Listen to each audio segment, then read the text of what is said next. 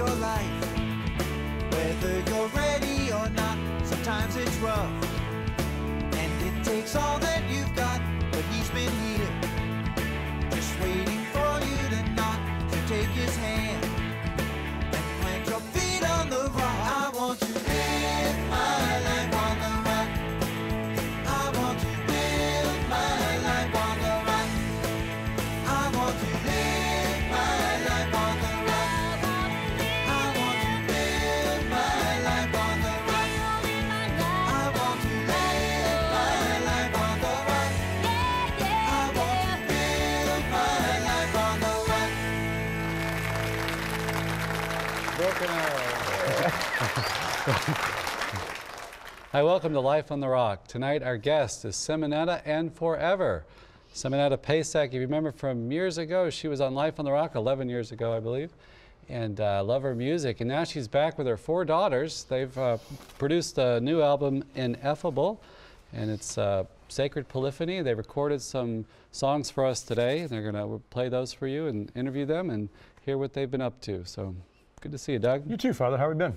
Good. We've got a lot going on and Battle Ready. Yes, Battle Ready. We are here nearing the end of July, and I will be beginning the tours very soon.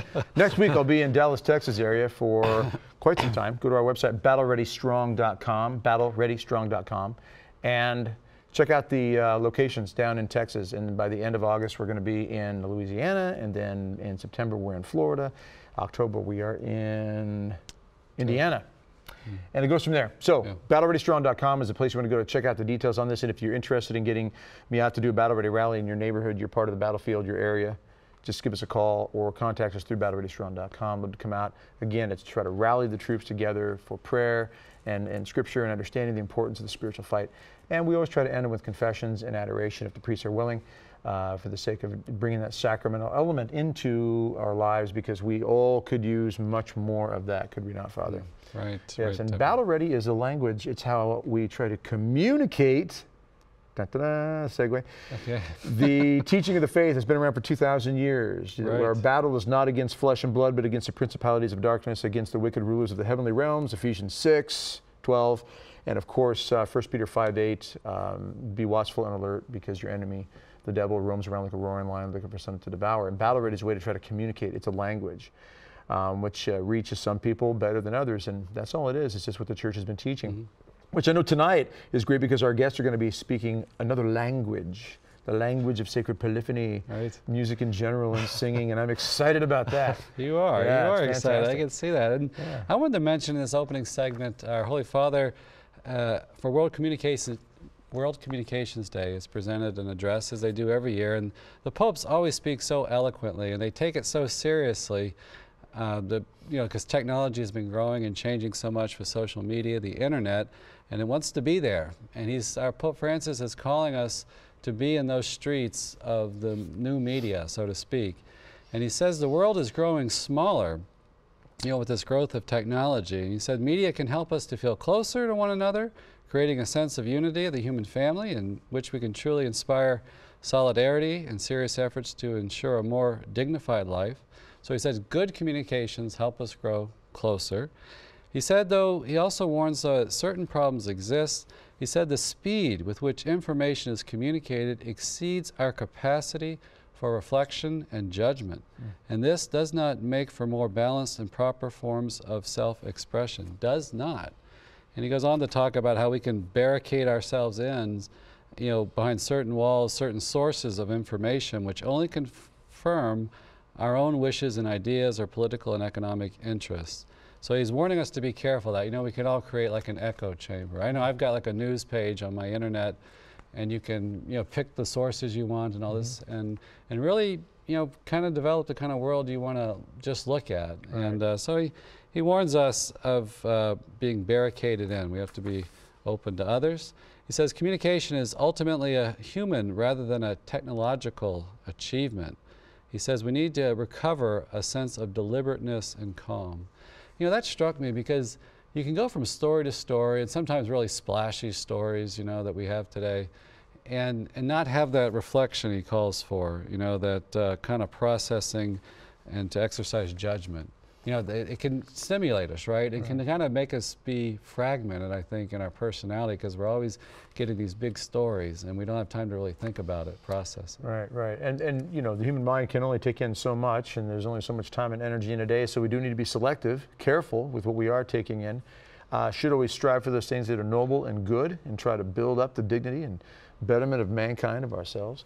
But you know, I like the fact that he points out again, and Pope Francis has constantly, as the other popes have, of course, but Pope Francis specifically lately has been constantly getting at that subject matter of reaching out to others and being in communion with others. There's that constant effort to not turn in on itself. He didn't want the church to turn in on itself. He doesn't want us to just kind of turn into some sort of government type organization. He wants it to be, or a non-government organization. He wants us to get out into the streets, as he said in Rio World Youth Day. And he repeats it in this address. He says, as I have frequently observed, if a choice has to be made between a bruised church, which goes out to the streets, and a church suffering from self-absorption, I certainly prefer the first, the bruised church.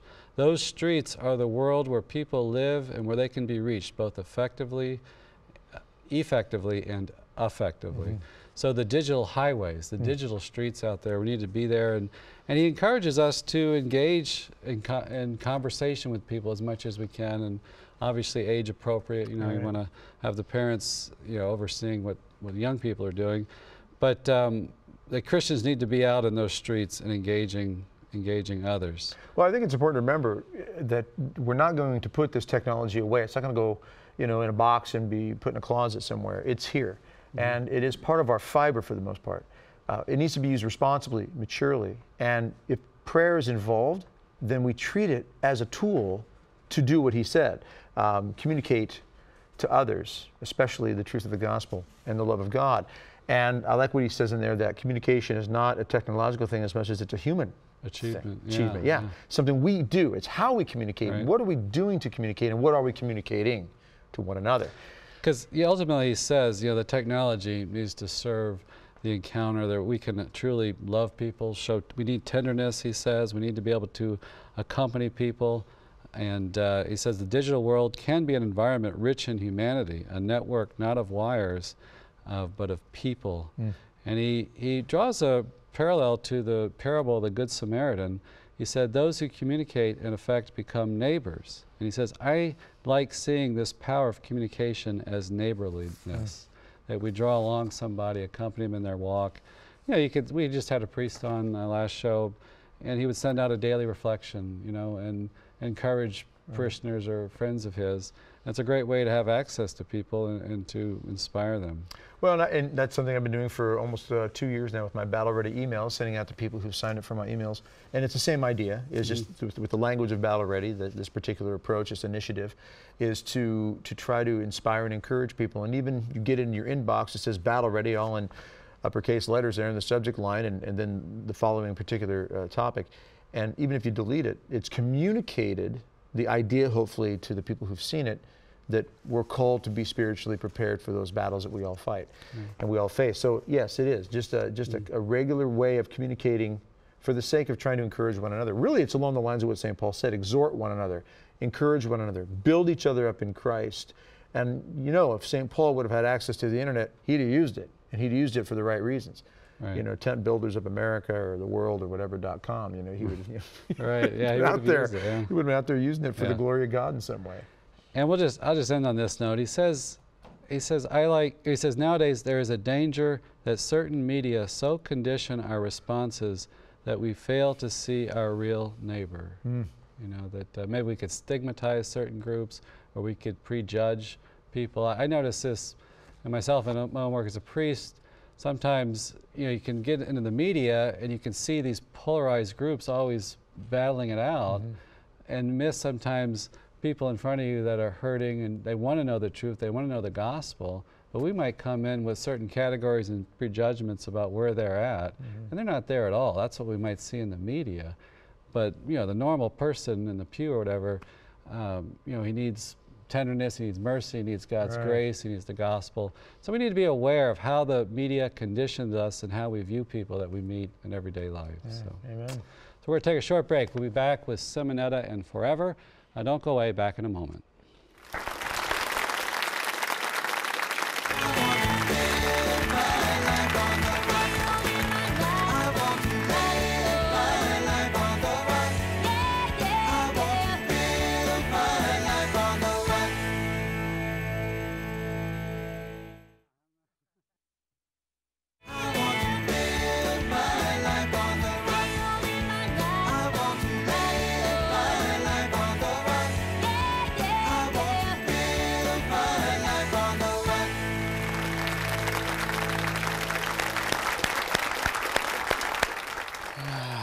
Welcome back to Life on the Rock. I'm Doug Barry, and along with Father Mark Mary, we are your Rock House compadres here at the Rock House. And tonight we have quite a set full of young, wonderful, talented women who are going to be singing for us tonight. We have Simonetta and her daughters, and I'm going to try to get the names here right here. We have Simonetta, we have Simonetta Marie, we have Anna, we have Helen, we have Mary.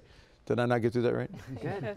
Very good. We're great to have you on the show. Great to be here. Yeah, you've been here before, I hear. Yes, okay. It was before I was on the show, wasn't it? Yeah. It was Jeff Caven. Yes, yeah. Jeff Caven? I've heard of him. I'm just kidding. He was the first host of Life on the Rock. And you've been just moving.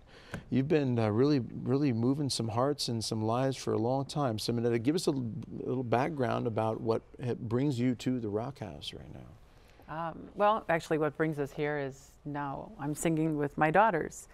And so singing, I've always sang. Singing's been a part of my life, and it's been a part of their life. And went from doing my own CDs and rosary with Father Groeschel and different things to these guys singing, and they kind of brought me into the whole, interesting, I signed them up at St. John Cantius for singing in the choir, sacred music, and they loved it, and then they started singing more, and then it got to be where we started singing it together.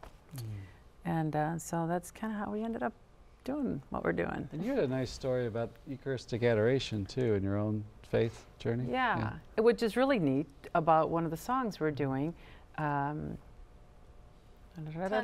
Ergo, that I have an amazingly beautiful attachment to adoration because of being Catholic my whole life, and meeting Father Hardin and him telling me to spend time before the Blessed Sacrament and write, and I didn't know what he was talking about. He said, go to adoration. What's that, Father? But I really, you know, I'm very proud of that ignorance, because there's so many people who are like that, and it just gave me such an appreciation of realizing what I'd been missing all my life. As a, you know, I grew up Catholic, and my parents were strong Catholics, but I think in the time that we were in school, I think my parents thought we were being taught.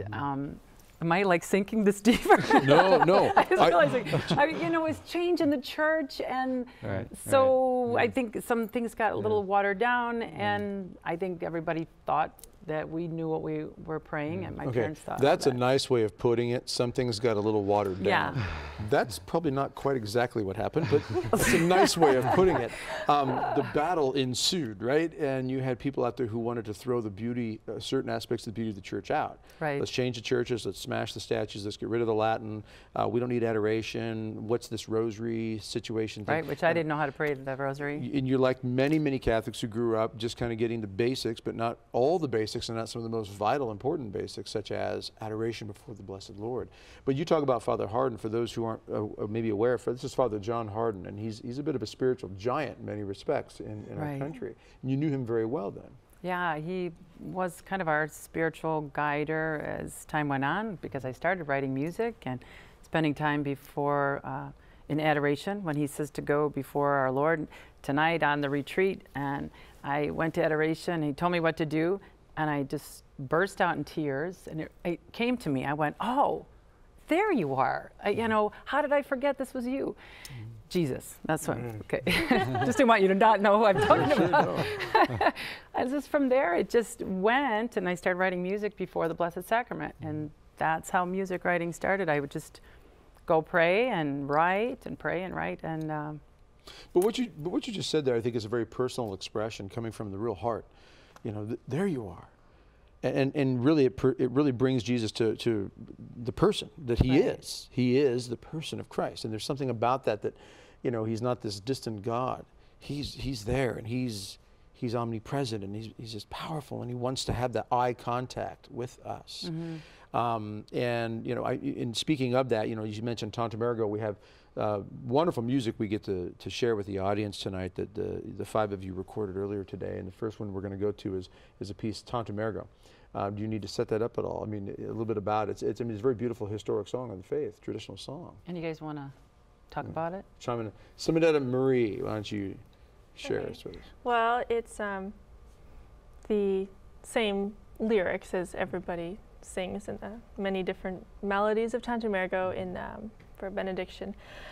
But this is, it's polyphony, so it's an older style of music than many people are familiar with now. And it's actually written by a contemporary composer, Kevin Allen. He lived in Chicago.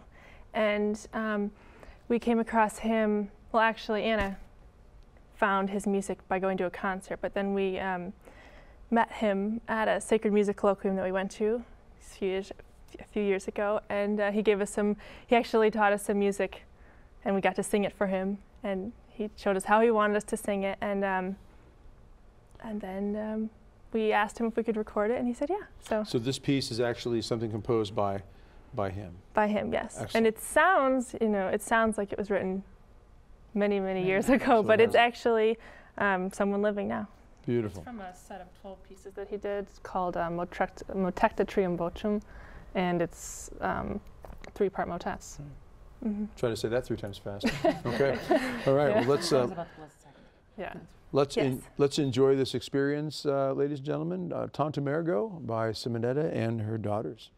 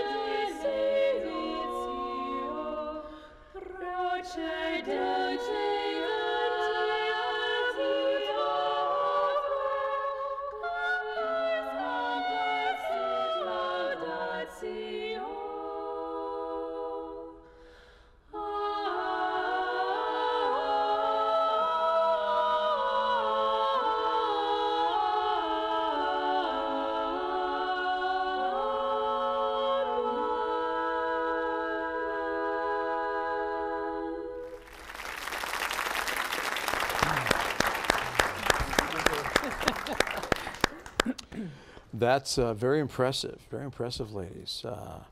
And this is on your new album, correct? All right. And what is the name of the album is? Ineffable. Ineffable, and it is released all over the world now, correct? Yeah. I don't know about all over the world, but if you say so. But that's what our goal is here now. It will be, right? Now, because of Life on the Rock, this is going out all over the world. It's beautiful. It's beautiful. It's incredible. But it's more than just beautiful. There's something that is difficult to explain about the language of that kind of music, that kind of singing. As we mentioned in the first segment, about communication. And there's something about communicating not just the words and not just the melody, but there's something that goes deeper with something like that. I'd like to ask your daughters here, which of you 4 would like to chime in first? If, from your perspective, we have the ages ranging from 17 to 25, correct? So 17, 19, 21, and 24, excuse me. Sorry, 24 and 25. Young adults coming out of the teen years into the adult years and so forth. What is it about this music, this type of singing, this type of communication of something so wonderful that draws you 4 as young ladies to want to engage in this? Well, I mean, I can speak for myself and say, when I hear this music, my mom mentioned us starting out at St. John Cantius in the choirs there when we were young.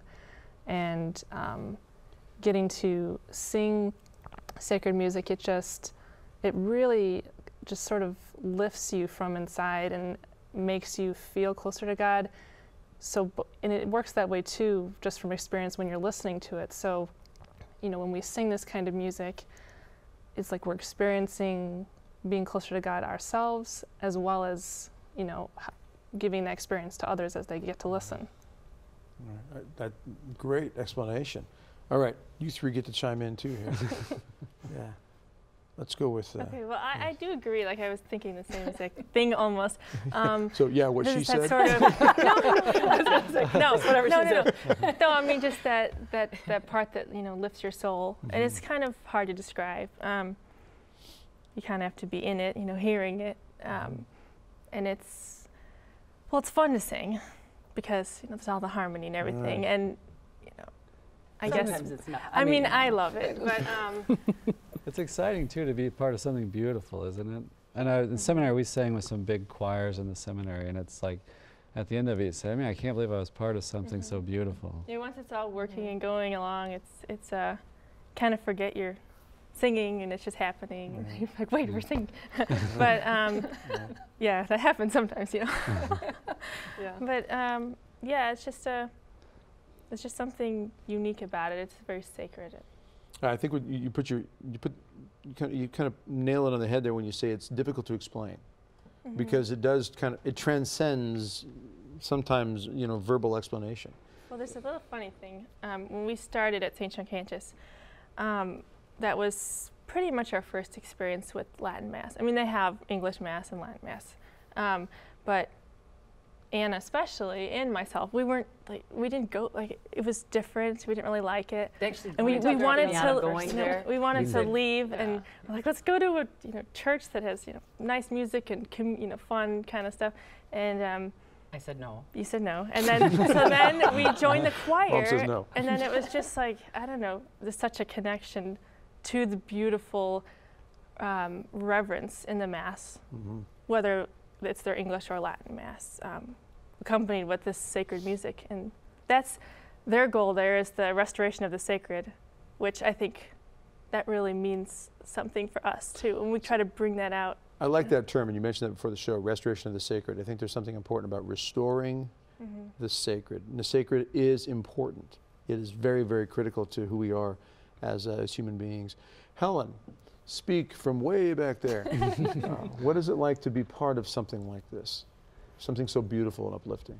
You have to use the microphone. It should be on. Yeah, it's on. It's Hard to explain? What she said. no. How does it make you feel personally when you're in that moment where you're singing something like that, especially being with your family like you are? It's a very peaceful, meditative music to sing, and for people to listen to here. Yeah. I mean, I think that sums it up well. And Mary, you can give us your take on this as well. Peaceful and meditative.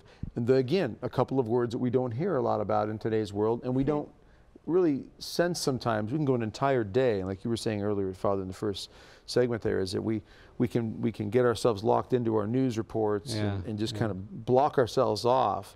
And there's a danger in that, and we lose a moment of peace and meditation, which we really need on a daily basis, don't we? Yeah, deliberateness and calm, the Pope talked about. And that's what I think sacred music too, the polyphony is, it's not a style of music you really hear with anything else but the sacred. And it lifts us kind of naturally just to that realm, because this is not something we hear on the radio or in our movies so much and stuff. It's set apart for something special. Set aside for the Mass and things. And there's something inside of each of us that is set apart for as well. I think a little chamber in every heart and soul that needs that peace, that meditation and so forth. Mary, how about yourself? I think it's a very soothing sort of style of music. It makes you stop and think about your life and different things, your relationship with God. It's, I think Helen said it, it's very meditative. We all like what you asked if we agree well. Sure, yeah. They obviously hang out together a lot. Yeah, no, that's good. That's good. Me too. Yeah, you know, it makes me think a little bit about when you say soothing. It makes me think. You know, you're all mentioning key words that we're really creative for. And a friend of mine, Eric Jennis, he's a classical composer, musician, and he performs in prisons a lot. And at one point, a man came up to him afterwards. He'd been in prison for quite some time. These are maximum security places. And so after listening to his classical music and singing, he came up to me and he said, "Thank you for giving me 90 minutes of freedom." It lifted his soul, and I think that's what your music does here. This style lifts us and gives us a sense of freedom and peace and meditation. It soothes us, it calms us, it deliberately moves us into a place that we're really created for, a sense of relationship and peace with God and with one another. Don't go away. We're going to be back with more with Simonetta and her wonderful daughters and more of their music. After this, don't leave or we'll come hunt you down after this.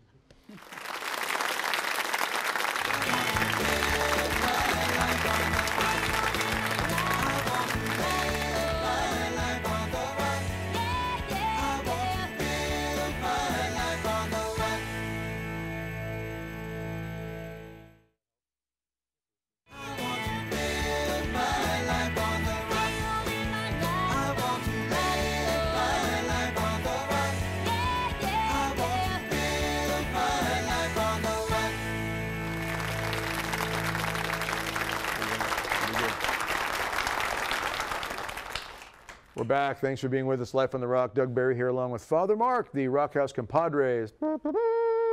Here in the Rock House, we have Simonetta and her lovely daughters, and we are talking about the power, communication of sacred music in particular, your new album, Ineffable, which is out all over the world now, and you are traveling nonstop all over the globe. You've performed before, was it Putin, Vladimir Putin, in fact, in Russia, wasn't it? Or is that, no? I don't know. It's been so much, I can't keep track of it. Okay, it may have been another guess. I'm confused. No, I'm just kidding about that one. No, just throwing a little joke in there, a little Russian joke for our Russian friends who picked us up on a ham radio.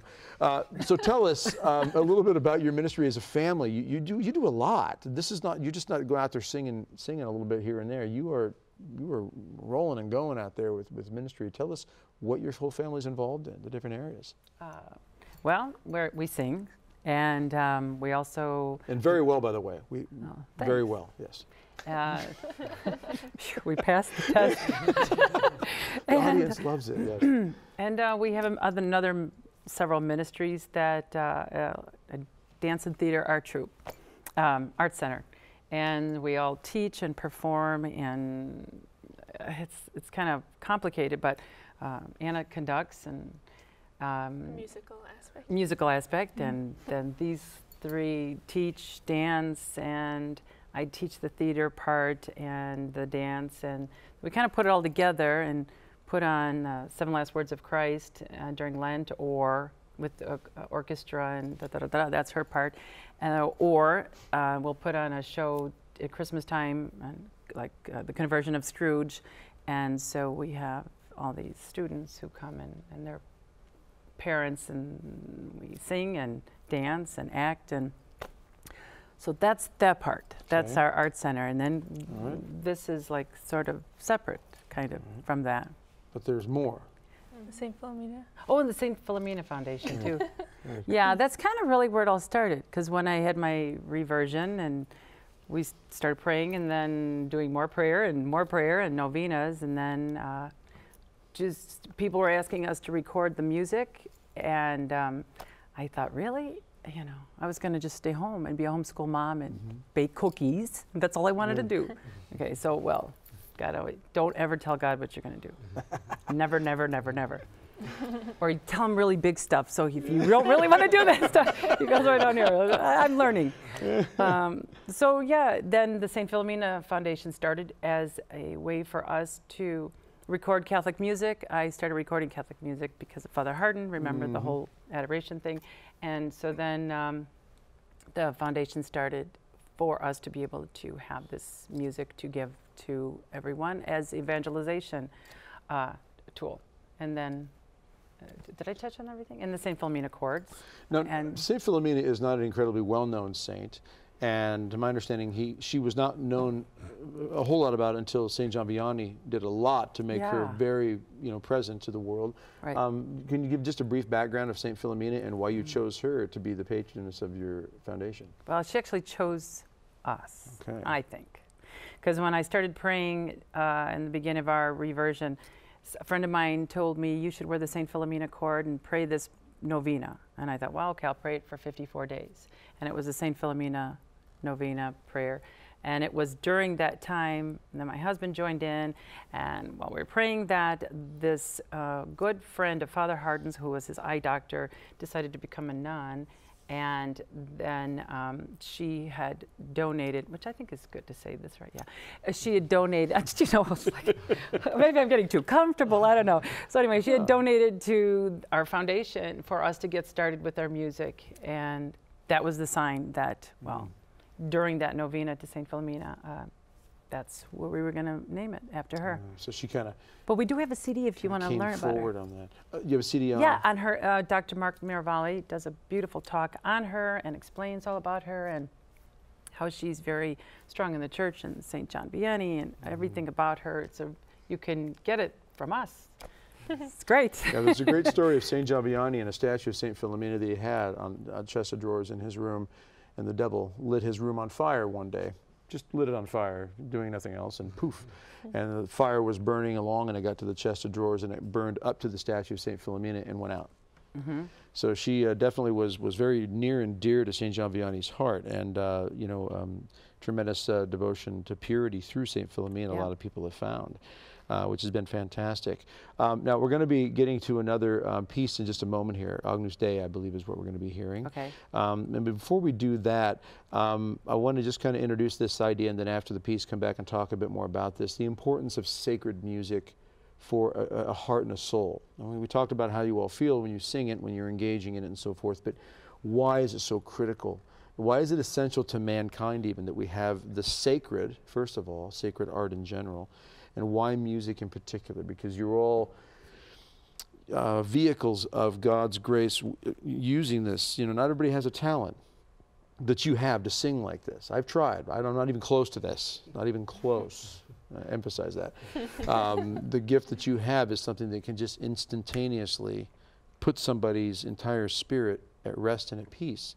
And there's something that is so mysterious about the fact that we're all wired for that, created for that. It's in our DNA. So when we come back from the song, let's get into that a little bit, because I think a lot of the audience probably realizes that even just hearing those who are listening on radio now, or those who will watch this on TV, the power of how quickly we can be moved to a sense of peace with certain forms of music.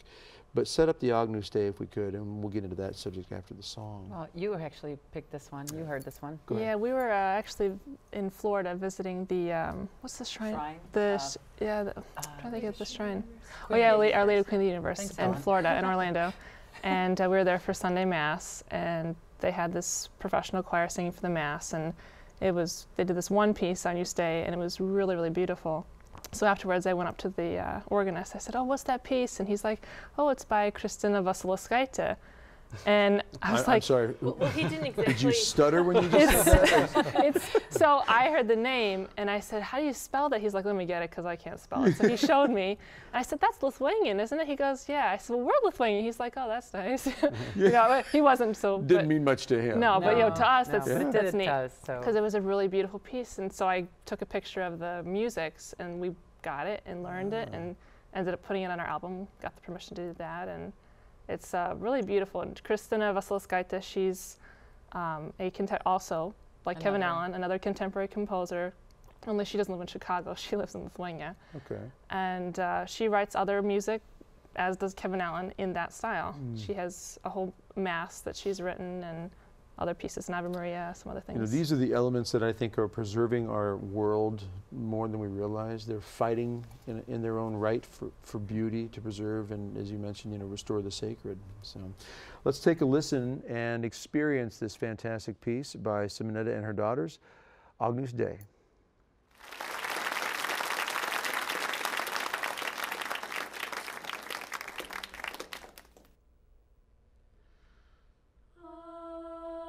Agnus Dei, qui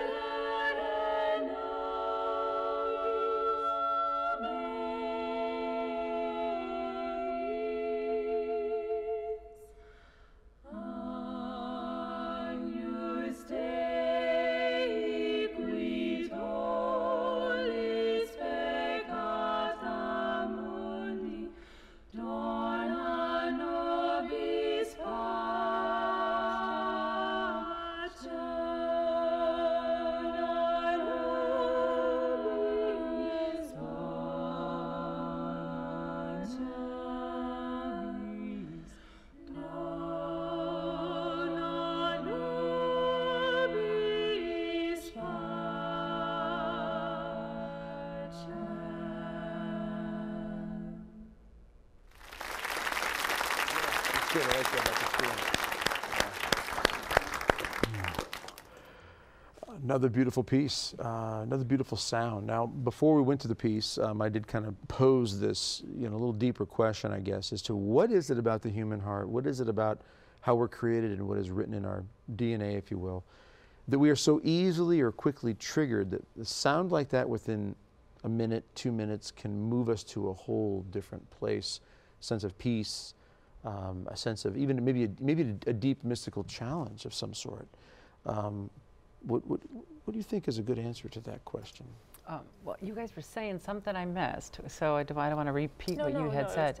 Well, I just to restate what I was saying, that to me, the whole sense of this type of sacred music, it's kind of like, I was thinking a couple Sundays ago, I was sitting in church, and she happened to be singing with another choir, same type of music, and it was the offertory. And the music was so beautiful, was same style, and that I just immediately wanted to cry because I had such a real sense that I was in the presence of God, and God is here. And, and see, the music, it does, like you were saying, how it gets into the heart, and if it can bring you to that place where, to think about God, or God is, I feel Him in my heart, then like being in His home, and being in the church, and you walk in, you see the beautiful stained glass windows, and you see the Blessed Sacrament, and you see the tabernacle, and it's all so real and so beautiful that music just kind of just adds to it. It's just like here we are. The beauty of this is God, and this is about God. I think that's a great comment that you make there. Is that the sound of some music can bring to the heart the reality of the presence of God, effectively, because of the beauty, and that God is beauty, beautiful art, sacred art. There's something about beauty in and of itself, true beauty, deep beauty, that just simply is an expression of the reality and the truth of God. And hearing it, seeing it, sensing it, a baby's smile, to the beauty of a holy marriage, watching the beautiful moment of a man being ordained a priest, the beautiful moment of a consecration, and seeing at the beautiful moment there our Lord's presence in the Blessed Sacrament, body and blood. It is powerful because it is. I think you summed it well. That the sound brings the reality of the presence of God right there. You had commented too a little bit about experiments that have been done on the power of the sounds of music and how they affect us. Yeah, well, I was thinking there's a lot that is done with music these days, with therapy and stuff, and I mean, even on other less specific experiments, like how you can play rock music versus classical to plants and they'll live or die or whatever. But I know it's funny. But obviously music does have an effect on you. I'm laughing because we did that. Yeah, we did that, and then one plant lived, one plant didn't. But hold on, you did your experiment with plants? We did, but I don't think it worked. Well, right? well, didn't you? It was working, but then they were forgotten about. So naturally, plants die without water. So they all died. That's a bad experiment. That's not the music. That was the other experiment about whether you should water them or not. Yeah. That one, Do they need the water? Yeah, with the music. Okay. But I mean, it's obvious that music does affect people because it's so big now, even with therapy and such, how you can help people with music. But I think a lot of churches now, they try to take what's out there in the regular radio and try to do the same style of music with religious words, and they try to reach people that way. But what it's really doing is connecting them to what they feel secularly outside of church. Whereas if this music was reserved for church, then it's a different place. I don't think we should feel like we're in the car when we're in church. Or I don't know if that describes it. No, I mean, I see where you're going with that, and that does make sense. Is it a time and a place for certain sounds and certain things because of what they demand? And through our own experiments, sort of being in church with music that is more modern versus this older style or more sacred, you feel a transformation, or I do, in one style versus the other. Well, I can tell you my own experiences. When I've been to Mass, in my travels around the country, I've been to several different places of the country for many years now, And there are places, some masses where you just, after communion, there's a communion meditation hymn of some sort. And if it's a sound that's similar to what we're hearing here with you all tonight, you've just received Jesus. And then this music of that level comes up.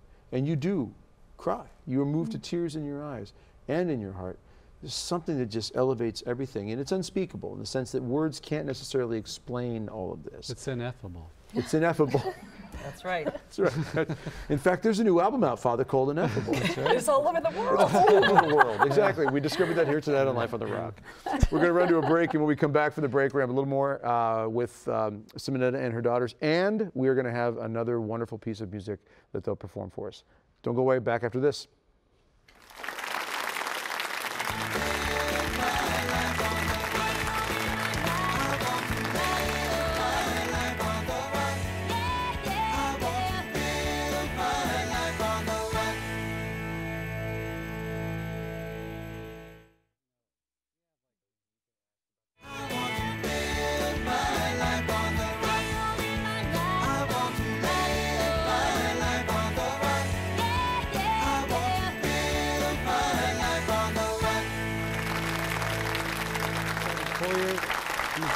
Four-year degree? Oh.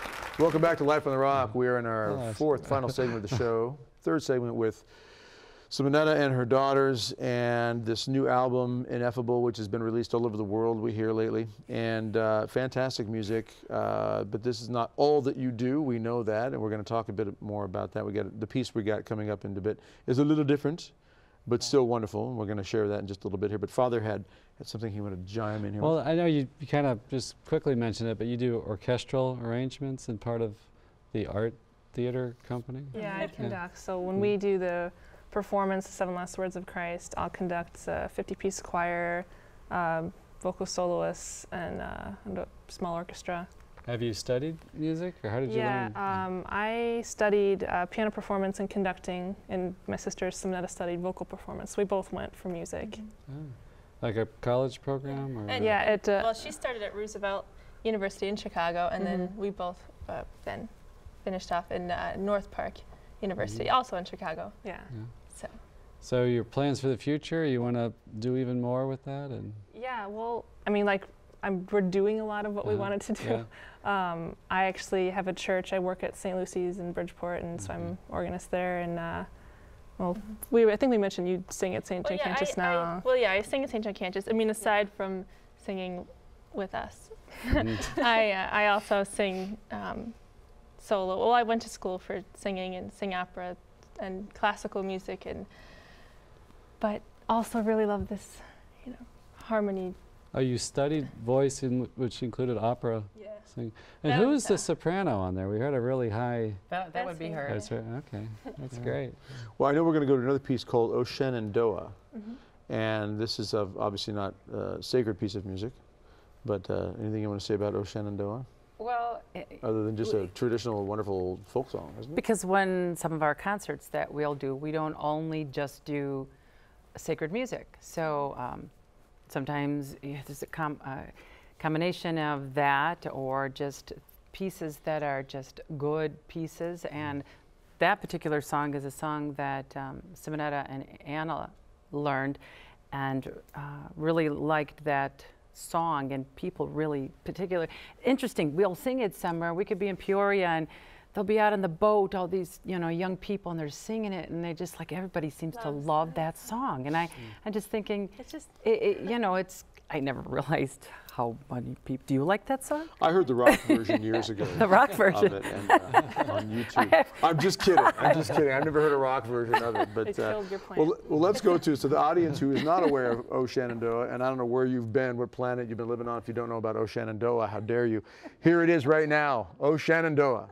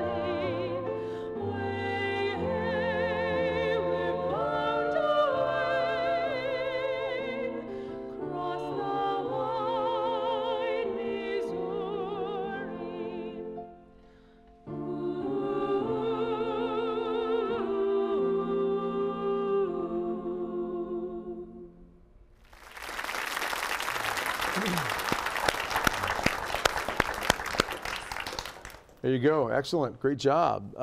You are gifted in many ways, many different approaches. And like you say, you don't necessarily just sing the sacred. Now, you were saying at one point earlier, just a real quick story about experience with your concerts and events. You said a woman had approached you and was several times you've heard this sort of thing. Yeah. Moved by your stuff. We were standing outside selling tickets for one of our performances. Different, not this kind of performance, a different show, theatrical show. And some lady had come up to us and I just said she had gotten one of the CDs, and somebody gave it to her and she put it on her car, and it was the rosary that we offer through our foundation, and she had a conversion after listening to the rosary. So number one, the rosary is very powerful. So pray your rosary. Yes. And number two, get the CD from us, and you give it to somebody who maybe needs a conversion. No, I don't know. And I think, but it points out what we said at the very beginning of the show, is that communication is important. We communicate things. We need to communicate the right things, and we need to communicate it as well as best to our ability as we can that God gives us. How can they get a hold of you to contact you for concerts, to whatever events you are able to do for them to come and see you? Well, we have a website, FourEverMusic.com, and how's that spelled? That's F-O-U-R there you go. Instead of O-R. Number 4. Like the number 4, F-O-U-R.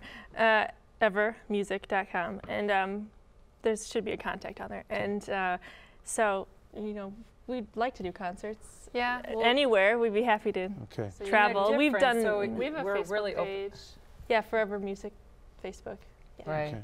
So FourEverMusic.com, FourEver Music Facebook. On Facebook. New album, Ineffable. You've got a Christmas project coming up here. Yeah, a Christmas album that we're starting to work on. And so, yeah, we're kind of versatile in the kind of music we'll do. So we'll come sing it. We're not going to do Shenandoah rock, so I'm really sorry. So don't ask. Well, I think you've got a fantastic ministry. You're doing excellent work. It's very needed. Restoration of the sacred. I love that. And just keep using those beautiful voices for God. And thank you so much for being on the show. Thanks. Really appreciate you being here. And ladies and gentlemen, I'm going to pass this over to the man on the set who can take it out as only he can. Well, may our Heavenly Father shine His face upon you. May He give you His peace. And may Almighty God bless you, the Father and the Son and the Holy Spirit. We'll see you next week on Life on the Rock.